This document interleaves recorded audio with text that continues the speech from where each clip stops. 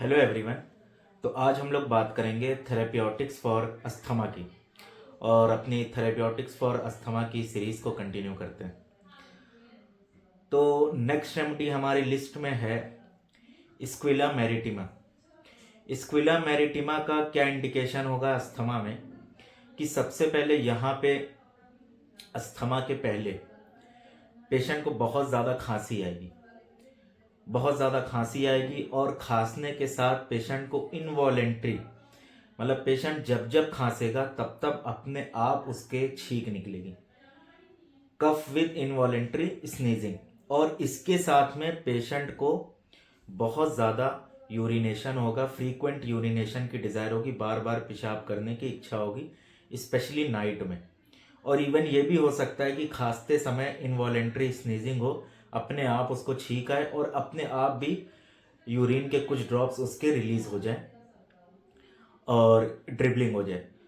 तो इसके साथ में अगर फिर रेस्पिरेटरी डिफिकल्टी मिल रही है, अस्थमेटिक रेस्पिरेशन मिल रहा है या अस्थमा मिल रहा है, asthma with sneezing with involuntary urination या profuse urination, frequent urination, specially at night, रात में बढ़ जा रहा है उसका, बार बार पेशाब रात में हो रहा है, उसको पेशाब करने की डिज़ायर अस्थमा के साथ में, मतलब जब भी उसको अस्थमेटिक अटैक पड़ता है, क्योंकि अस्थमा एक ऐसी डिजीज है जो कांस्टेंट बनी नहीं रहती, उसके अटैक्स आते हैं। तो जब भी अस्थमा का अटैक पड़ रहा है उस समय पे उसको यूरिन बार बार जाना पड़ रहा है, उस समय पे उसको छींक भी आ रही है साथ में, और या अस्थमा के अटैक के पहले उसको खांसी आ रही है और इनवॉलेंट्री छींक आ रही है, और उसके बाद अस्थमा का अटैक आ रहा है, और साथ में बार बार यूरिनेशन की डिज़ायर, बार बार पेशाब करने की डिज़ायर। और स्क्विला मैरिटिमा में एक चीज़ और होगी कि जब भी अस्थमेटिक अटैक पड़ता है तो यहाँ पे भी हो सकता है कि उसकी एब्डोमिनल मसल्स, जो पेट की मसल्स, वो एकदम ऊपर की तरफ खिंची जाए, रिट्रैक्ट हो जाए, एकदम ऊपर की तरफ खिंची जाए, involuntary retraction of abdominal muscle हो जाए। ये बहुत इंपॉर्टेंट सिम्टम है। और यहाँ पे जो पेशेंट को कोराइजा होगा, मतलब जुकाम होगा, वो फ्लुएंट होगा, ड्राई नहीं होगा, स्टफ्ड नहीं होगा, मतलब जमा हुआ नहीं होगा, नाक बंद नहीं होगी, फ्लुएंट होगा, नाक बहेगी और नाक बंद नहीं होगी, फ्लुएंट कोराइजा होगा। ये इसका कोराइजा का सिम्टम है स्क्विला मैरिटिमा का। और हो सकता हो ये भी सिम्टम जो है उसको अस्थमा के प्रीसीड में या अस्थमा के अटैक से पहले मिले, कि fluent coryza before asthmatic attack. मगर इसका हमको साथ में कॉन्कोमिटेंट याद रखना है, फ्रीक्वेंट यूरिनेशन और इनवॉलेंट्री स्नीजिंग। नेक्स्ट रेमेडी हमारी लिस्ट में है एमाइल नाइट्रोसम। एमाइल नाइट्रोसम का जो एक्शन है वो हार्ट पे बहुत ज़्यादा है, कैपिलरीज पे बहुत ज़्यादा है, आर्टरीज पे बहुत ज़्यादा है। तो सबसे पहले यहाँ पे जब भी अस्थमेटिक अटैक पड़ेगा तो यहाँ पे आर्ट्रियल हाइपरीमिया मिलेगा। इसका मतलब ये है कि जो आर्टरीज में उनमें ब्लड का फ्लो ज़्यादा बढ़ जाएगा, कैपिलरीज में ब्लड का फ्लो ज़्यादा बढ़ जाएगा। तो अस्थमा के अटैक के साथ पेशेंट का जो चेहरा है वो एकदम रेडिश टाइप में हो जाएगा, फ्लज्ड हो जाएगा, साफ साफ रेडिश दिखेगा, हीट दिखेगी नाइट्रोजन कंपोनेंट की वजह से। तो आर्ट्रियल हाइपरीमिया, साथ में अस्थमेटिक अटैक। और इसका एक बहुत इंपॉर्टेंट सिम्टम है ट्यूमुल्टस एक्शन ऑफ हार्ट। इसका मतलब क्या होता है कि हार्ट की बीट जो है वो बहुत ज़्यादा रहेगी और डीप नहीं रहेगी, deep in the sense full नहीं रहेगी।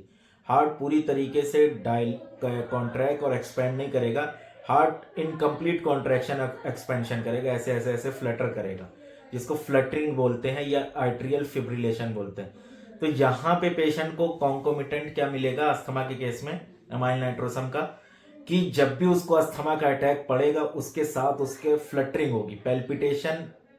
अलग पेल्पिटेशन भी मिल सकता है बट पेल्पिटेशन अलग चीज है, यहाँ पे फ्लटरिंग मतलब पेशेंट को जो है बहुत ज्यादा आर्ट्रियल फिब्रिलेशन होगी। ये ईसीजी में आएगा, पेशेंट हो सकता ना बता पाए बट पेल्पिटेशन हम समझते हैं, पेल्पिटेशन मिलेगा।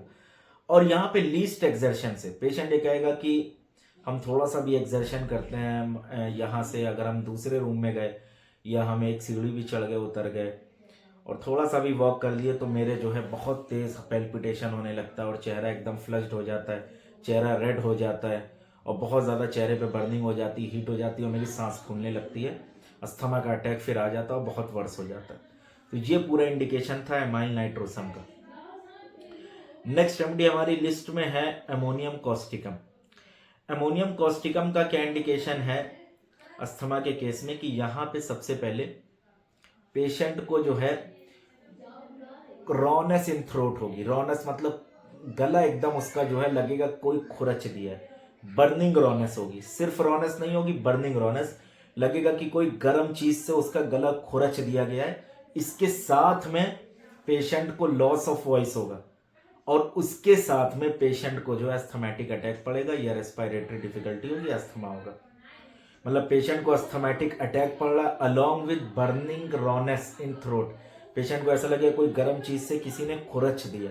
बर्निंग रॉनेस ये बहुत इंपॉर्टेंट सिम्टम है, हमको ध्यान रखना है। बर्निंग रॉनेस, सिर्फ रॉनेस नहीं, सिर्फ बर्निंग नहीं, burning rawness.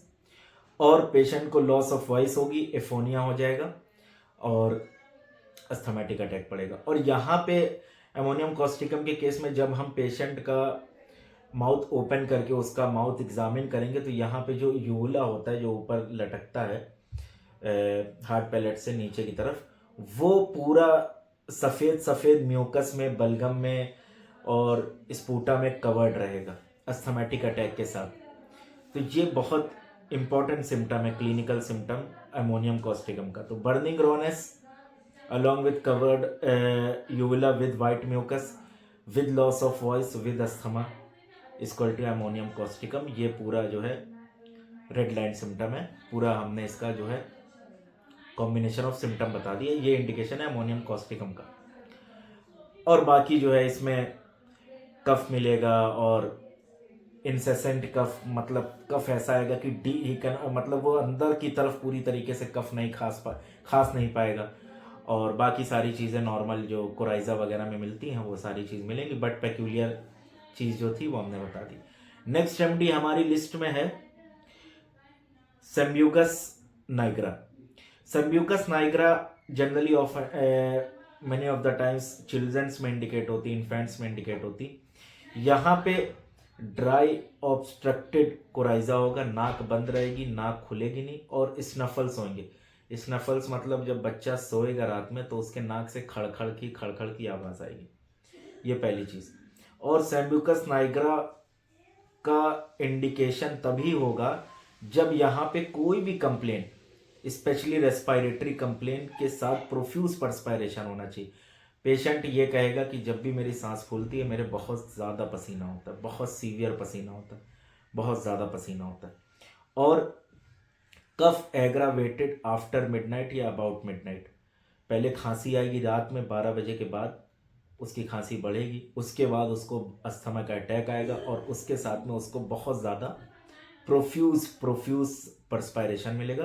Profuse perspiration accompanies all complain in Sambucus nigra. तो अस्थमा का अटैक इसका मिडनाइट के बाद वर्स होगा with profuse perspiration preceded by cough और ड्राई ऑब्स्ट्रक्टेड कोराइजा।